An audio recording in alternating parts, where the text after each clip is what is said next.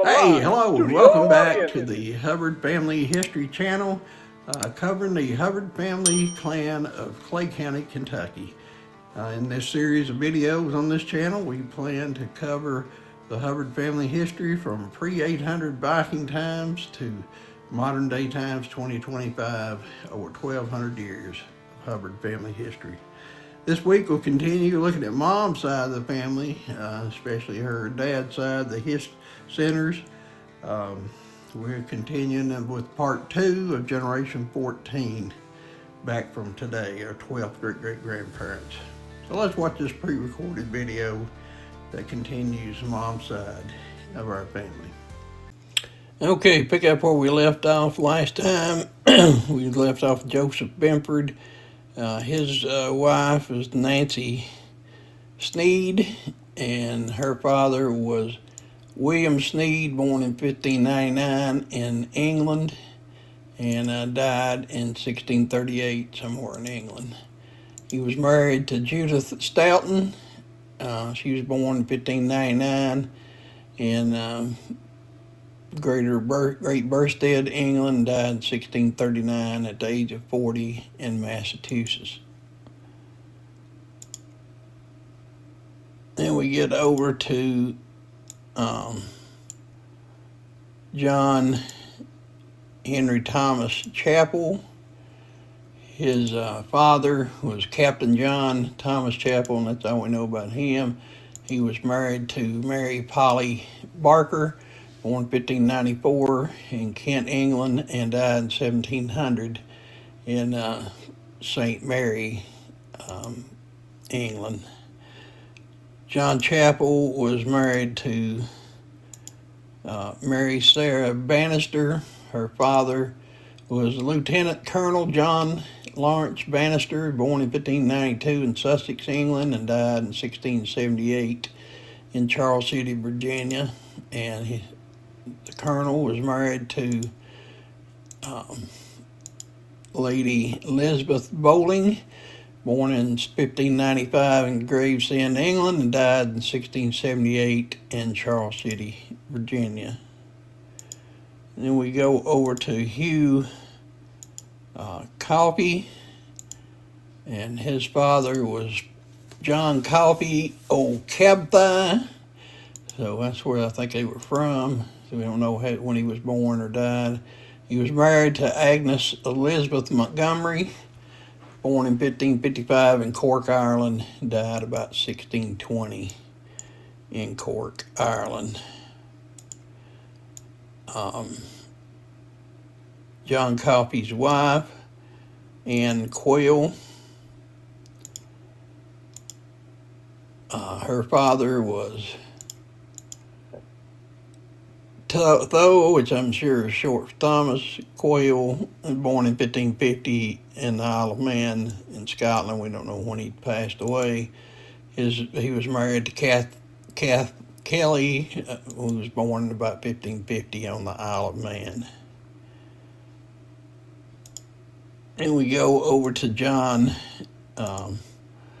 Jolliffe. His father was also John Jolliffe, born in 1500 in Staffordshire, England, died about 1590 in Ilchester, Somerset, England, so 90 years old, so that's a good age.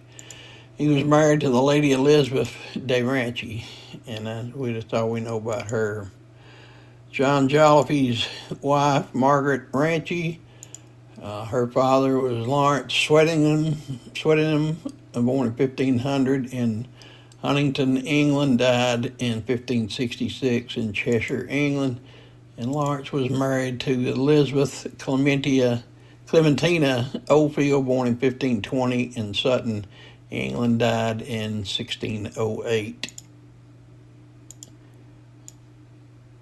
Then we move over to Edward Whitmore Manwaring. His father was Edward Randall of Whitmore Manwaring, born in 1500 in Cheshire, England, died 1577 in England, and was married to Alice de Bohey, born about 1500 in Staffordshire, England, died in 1574.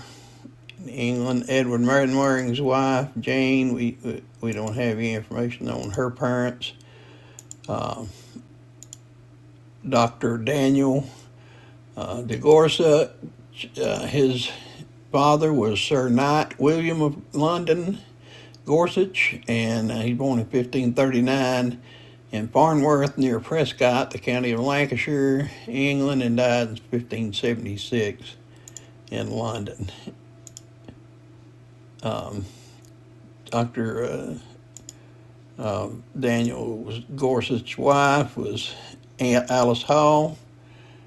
Her father was Sir John Walter de Hall. He was a cloth merchant, born in 1525 in Halifax and died in 1618 in London, England. So he was 93 years old, which is good, and it's more royalty. And Sir John was married to Sophie Anne Brown, born in 1543 in England, died in 1619 in England. So he lived to be 76. Okay, we move over to, sorry about that, Rowland Pierce.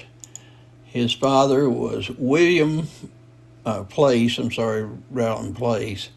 His father was William Place, born in 1537 in Suffolk, England, died in 1608 in England, and he was married to Margaret Parker, born in 1541 in England, died in 1633, so she lived to be 92. Rowland Place's wife, we don't have any information on her or Sir Richard Williamson, but he was married to Margaret Jane Sherwood, and her father was Sir Richard Hendred Berkshire Sherwood, born in 1565 in Berkshire, England, died in 1644 in Cripplegate in London, England. So he lived to be almost 80. He was married to Margaret Lillian Baldwin, who was born in 1570 in Essex, England, died in 1643 in Cripplegate, England. Then we go over to Captain Thomas Nathaniel Graves. His father was the Lord Sir John Graves, 2nd Lieutenant Mayor of York, and born in 1525 in Cornwall, England, died in 1613. So it's more royalty there. And he was married to the Lady Agatha Jane Greenhurst. She was known as Baroness Graves, born in 1530 in England, died in 1580 in Berkshire, England there. Captain John's wife, Joan Blagrove. Her father was Sir William Thomas Blagrove, born in 1534 in Berkshire, England, died in 1590. Berkshire, England, Sir William was married to Joan Belame, born in 1538 in Berkshire, England, died in 1620 in Berkshire, England, to the age of 82. And we go to Joseph Croshaw. His father was Captain Joseph Raleigh Croshaw, born in 1535 in Croshaw, England, and died in 1624 in Norfolk, Virginia. Captain was married to Ursula Unity, Princess Rachel Popowski. She was born in 1500 in Kent, England, and died in 1583 at the age of 83, so there's some more royalty there. Joseph Croshaw's wife, we don't have any information on her parents.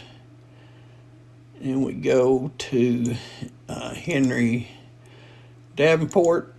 His father was Charles Edward, Mayor of Coventry, the office of the City Chamberlain of Coventry, and the Sheriff of Coventry. Charles Edward Davenport, Lord of Lowcross, and we don't know when he was born or died.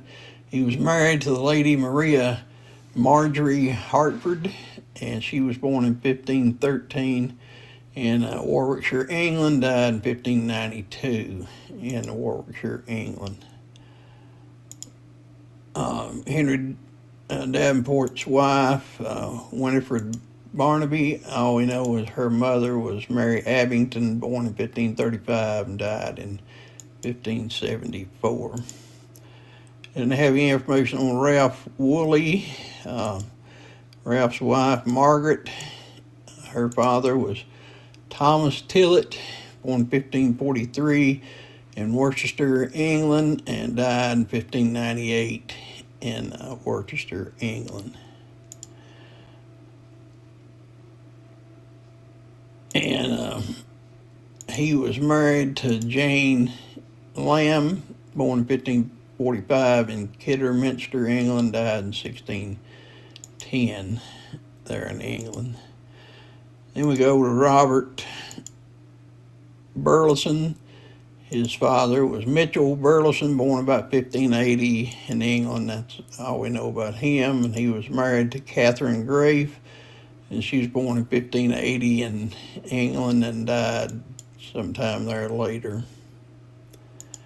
Robert Burleson's wife, Margie Calloway Burleson, she was, says her father was born Joseph Lawson Calloway in Carter, Tennessee in 1575, but that Tennessee wasn't settled then, so that information's incorrect. We don't know about his mother or about her mother. Then we go to Jira Bull. His father was Governor Henry Bull, born in 1610 in London, died in 1693 in Newport, Rhode Island. He was married to Elizabeth Thomasine Farraby, and she was born in around 1608, 1610 in Wiltshire, England, died in October 1665 in Portsmouth, Rhode Island. Mr. Bull's wife, we have no information on her parents.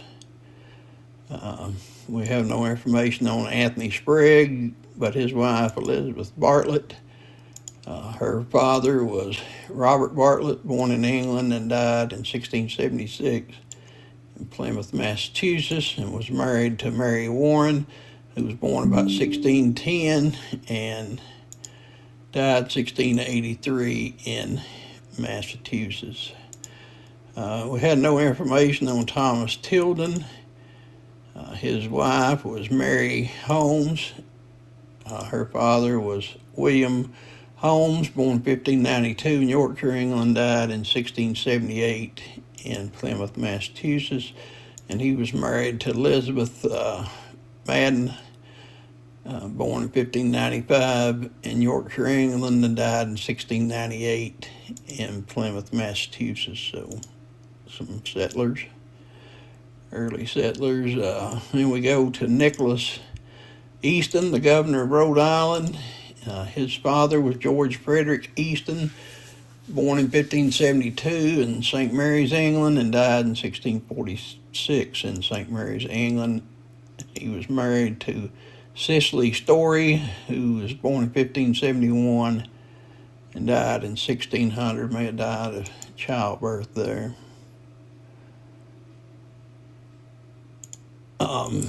Nicholas Easton's wife was Bridget French. Her father was Robert French, born in 1544 in England, died in 1615 in England, and he was married to Susan Lucy Warren. That's all we have about her. Then we go to Sir Robert Postlet Grace of Eskridge. His father was Sir John B. Eskridge, born in 1580 in Eskridge, England, and died in 1650 in Lancashire, England. Married to the lady Eleanor Warner of Eskridge, who was born in 1580 in Lancashire and died in 1680 in Eskridge, England. So 100 years old. So there's our first century mark here this week. His wife's name, Sir Robert Eskridge, there was the lady de Morville. We have no information on her. So we go to Captain Robert Bass. His father was James, Doctor of Marston Bell. He was a medical person, doctor, born 1570 in Gloucester, England, and died in 1626 in England, and we don't know what his wife's name was. Then we go to Joanne Wallace Harris, who was the wife of Captain Robert there. Her father was Thomas Harris, born in 1585 in England and died in 1682 in Virginia. He was married to Anne Clement, who was born in 1587 in Cornwall and died in 1672 in England, so she didn't make it to the States according to that.